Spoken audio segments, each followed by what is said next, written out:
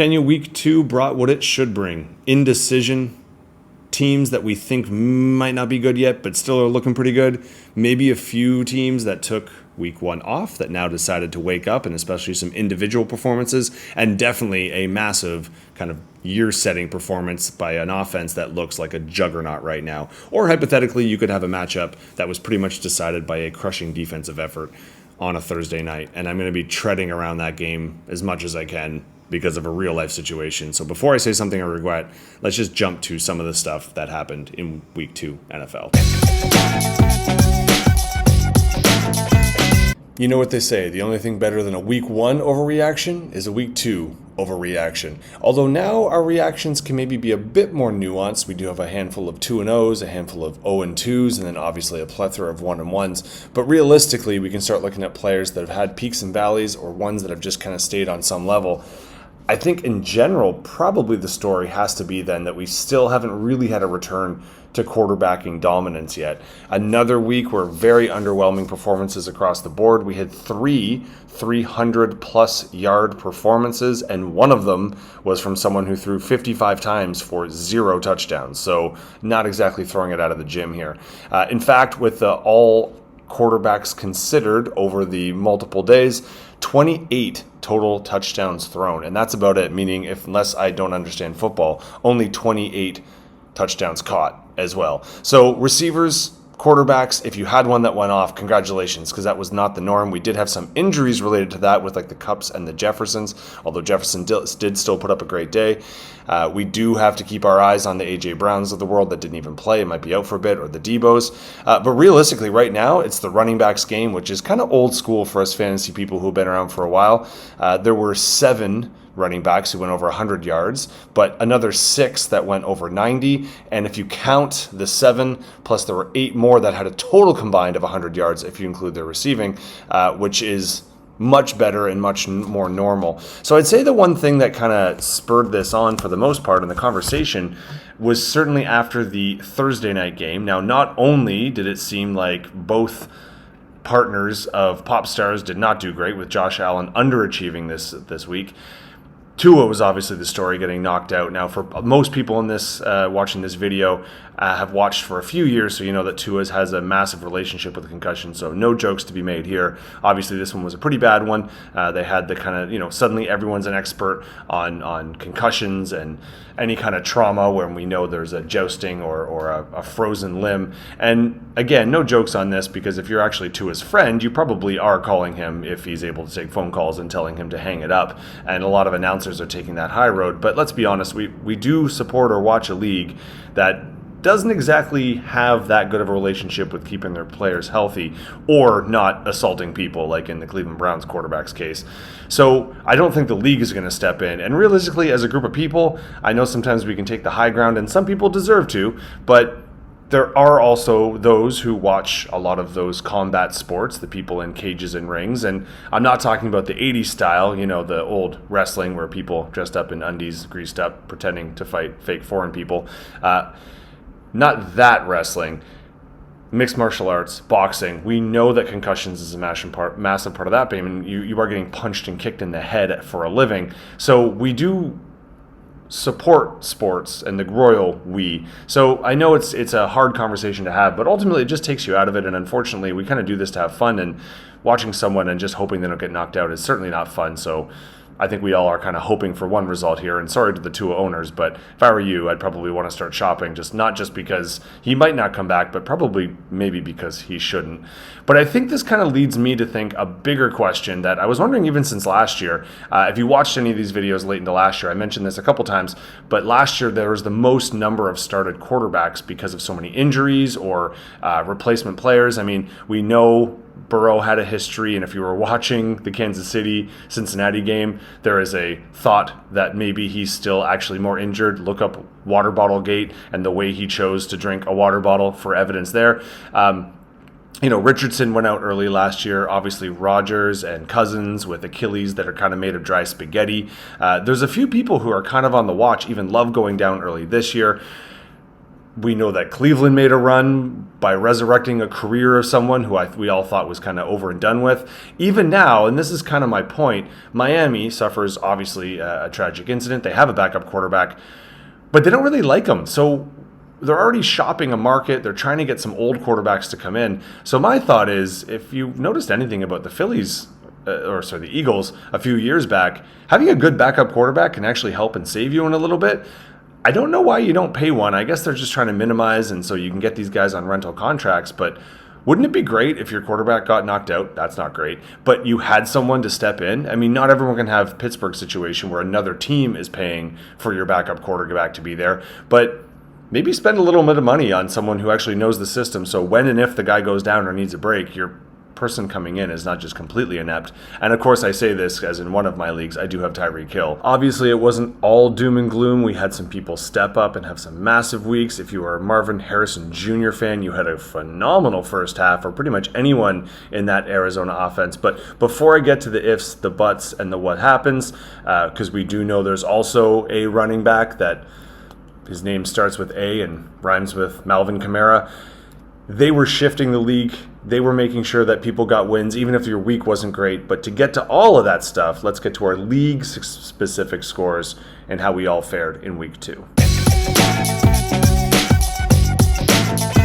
After being a top scorer but falling short last week, Connor pushes even further ahead, almost dropping the elusive 190. I know we do get occasionally to 200 in this league, but he didn't quite get there yet, because this is actually after one of the worst quarterback performances we've seen from Allen, and to be honest with you, one of the worst ones, unless injury happens, that I would expect him to see. So even with Allen's crap in the bed, how did he get there? I mean, we can look at his wide receivers. All 3 were great, even kind of dancing in with Nico being a top 4, Adams just missing, obviously. But let's be honest, it wasn't his running backs. We got Kamara just right in the face, Rennie. I apologize, because Rennie actually would have beaten all but Connor and one other person. He had the 3rd top score. I feel like this happens occasionally to Rennie, so sorry about that, pal. You really just got Kamara. Sure, Hurts as well was QB3 on the week, which helps, and the Jets did okay defensively. But for those who remember a couple years ago, apparently a Kamara just every once in a while goes and sabotages an entire run and just wins a week. And this week it was week 2. Rennie, you did have a good outing. Your wide receivers were actually fantastic as well. DK was our wide receiver 2. You had Godwin, who was our wide receiver 5. Even having Jefferson just miss out, it was only by a point. But unfortunately, that's kind of all it was. For you, the big farts and the big things that would have helped out, I mean, you're kind of banking on your Mahomes-Kelsey hookup, and that's just not really happening right now. Kelsey's not doing his part. Even Mahomes probably not doing all he could do with his 2 interceptions. That certainly didn't help out. Now, it's not like, Connor's tight end made you pay, but you needed a Kamara to go against his Kamara. Unfortunately, it wasn't going to work that way. In terms of bench points, I don't think there's a whole lot you really could have done. In fact, he had a few more positive people on his bench. But that's all right, Rennie. It is an 0-2. I know this happened to you last year. We're hoping you bounce back a little bit sooner. You're still scoring some points, which helps you out. And as we're going to see, the league's pretty tight anyway, so you just need to refocus for next week. Connor, this is the definition of a great bounce back. Congratulations on being a top 3 scorer both weeks, but this time actually getting the W. To the only other guy that Rennie would have beaten, Woody there with a 170, that's nothing to sneeze at. Now, how you managed, you definitely had a great wide receiver outing in Brown, but let's be honest, it came on 2 main people. Kyler Murray was our quarterback 1, Cook was our running back 2, gotta love to see that. And then McBride, you could throw him in as a tight end 4. Your defense as well with Houston was a defense too. So you kind of were fairly good all around. It did make up for your weak flex and Worthy not being worthy of all the attention that they were talking about with Cincinnati's corners. St. Brown, great, but also Wilson, you would expect at some point in time. Him and Rodgers just haven't connected. Maybe he hasn't fully admitted that 9/11 was an inside job yet, so they're not really on the same page. But more on that as the week goes. You got the win. You're 1-1. Well done, sir. Kent, 130 is going to win a lot of weeks, but unfortunately for you, while Lamb did fine, your other wide receivers did not. Your running back stepped up, and Brock Bowers has certainly got to be your nice, pleasant surprise at tight end, because no one's getting anything out of their tight ends right now. And this is a couple weeks in a row now, looking like Brock's kind of the guy down there in Vegas. And Ridley, that's a nice, pleasant surprise in Tennessee. But it's your quarterbacks, not just on the field, but on the bench here. I mean, Fields, that was the most boring game of all time, Pittsburgh and Denver. But your other ones on the field, normally being a little bit more nimble, you'd hope and expect for these to be reversed and have the 3 touchdowns, 1 pick, and a few rushing yards. And Williams at least got over 100 yards this week. And you know, they didn't win, but it was closer than a lot of people thought. So let's see how you bounce back heading into week 3. We go to our worst named team because the pathetic losers certainly are winning. Started off not just 2-0, but top of the league, so it also means top scoring. Unfortunately, Tim, that meant you had to take the fall here. Now, you obviously are dealing with a massive injury issue, and you had to know that on the Thursday, so your quarterback issues, especially if we look at your team. As of now, I mean, pickups may or may not have already happened. You don't have a quarterback because he's out, and we don't know if and when he ever should come back. Your wide receivers were a huge letdown. Now, your running backs did quite fine, but then again, ... one of them is also out. So you had a rough week injury-wise. Kittle, though, a nice bright spot. He was our tight end 2, and actually the number 1 tight end that people started. Someone picked up the tight end 1 this week, but he's already been mentioned, so they'll have to just you have to check rosters to see what I'm talking about. Jeff, how'd you do it? I mean, if you were actually watching Harrison, that was so fun to watch. He was everything he was advertised to be. Some of those catches were crazy athletic, so well done there. In fact, you were kind of Arizona strong. Both Connor and Harrison were getting a lot of love, so you got to love to see that. And then Hall was our running back 4. Debo getting hurt doesn't really help you out, but if I'm not mistaken, you do have some depth because actually Neighbors was our wide receiver 3. I know I wouldn't have trusted him either in the Giants offense, but it really just goes down to that someone's got to score, and it looks like already with 10 receptions, he might be Daniel Jones's guy. So you got to love that as a potential replacement because your other guys should be coming back, but you could have a very young and exciting wide receiver core as it goes. So congratulations to our new leader. Technically, our 4th and 5th winners were tied with score. I'm going to finish with the other one, not a slight to Maxon or a praise to Gene, but I'll just talk about myself last so I don't have to talk afterwards because, spoiler alert, it doesn't go well for me. Gene, congrats on the win. This was a bit tighter, 20 points. We didn't have a lot of really, really tight matchups this week, so the lower the scores, probably the better. For you, Baker's been a nice little addition so far. He was our quarterback 5 and showing no signs of stopping. You definitely had a nice Monday nighter with Barkley at least slightly overachieving, and that Cousins also, I'd say, pleasantly surprising. You never really know with him. So while neither one of them actually appeared on the top 5, got to be pretty happy with that outcome. And Pittsburgh's defense as well. It was a very big scoring week, but Pittsburgh was the number 4 defense overall. Made up for some of the shortcomings, especially your tight end, who hasn't really panned out, especially with an offense that is scoring a lot more, just not necessarily for you. And you got Joey Waterbottle on the bench there just in case you do decide that one of your older quarterbacks needs a break. Unfortunately, Marco, that means that you cannot continue your 1-game winning streak. You fell, so you're now 1-1. One of the biggest reasons, honestly, we saw it all on Thursday night with Tua out. We really got to look at who's going to throw Hill the ball. That was really underperforming. Also, for you, the Rams falling flat on their face against Arizona. Not a lot of people saw that one coming. And then obviously Stafford was affected. And Laporta, I thought he'd be your guy. And just so far, I mean, Detroit threw 55 times, and he only caught 2 of them. That's not great, but we'll see how that kind of rolls on. A bit of a stinker for you, uncharacteristically low. Had you hit your performances, you might have walked away with this one, but you're still 1-1. You're doing fine. Gene, just like the machine you are, 2-0, continuing on your win streak from last year. Keep the party going, buddy. You know there's losing, and then there's losing to AC Slater's pants. Sucks to be me on that one. Now, when my running backs did their best, I had the running back 3 and 5 respectively. Everybody else, quarterbacks, defense, no bueno. My wide receivers, I mean, with 10 as my highest, who am I really going to beat there? Had I gotten to my predicted, would have taken it down. Kind of needed a few more performances along, and then I got caught with no cup on. That one, hopefully, he's not out for too long because I kind of do need him on my receiver core. But it is what it is. Maxon, congratulations, buddy. I kind of thought going into the Monday Nighter, I did say radio silent, so I didn't watch all Tuesday. Went to a friend's place. We watched the games together, so I didn't have the update ticker as I was going. But as soon as London got in the end zone, I figured it was over. I mean, Goddard and I did a little bit, but so it might have not been the straw that broke the camel's back, but I assume by then that was the last gasp I had. So while a lot of your guys didn't necessarily go off, your running backs did just fine.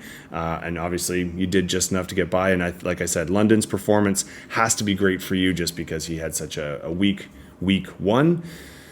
But let's be honest, that Thursday start, that was a slap in the face and a penis drawn on a picture. You know what I'm talking about. Your highest scorer was the Buffalo's defense. I can't even make jokes about it because they may have ended someone's career, and the guy who we all thought's career was ended was on the other side of that. So there's just way too much to knock. I will just say, you went from the worst in the league. You're already climbing up. We're tied at 1-1. It's coming down to plus minus, but let's not bear too much into it. A win is a win. Congratulations, my friend. And now let's move forward. Week 2 scores say one thing. Even our schedule says another. 2 2-0s, 2 0-2s. The rest kind of won here, but we're seeing a whole variety of points for and against. Our top scorer is only in third. Our lowest scorer has a win, so they're not in the basement.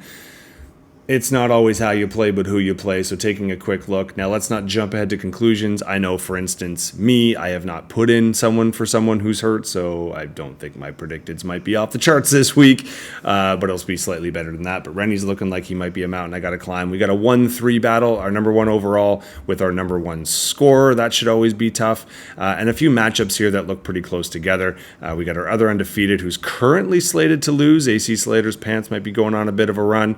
Our 6-10 matchup looks pretty tight, and we got to see here if Marco can get tough or put some more people in, because right now Woody's looking pretty solid, and I didn't mean to make that reference at a solid, did it again, 140. But as we know, predicteds, getting a little phallic here. I'm just going to, you know what, let's just jump ahead to my closing.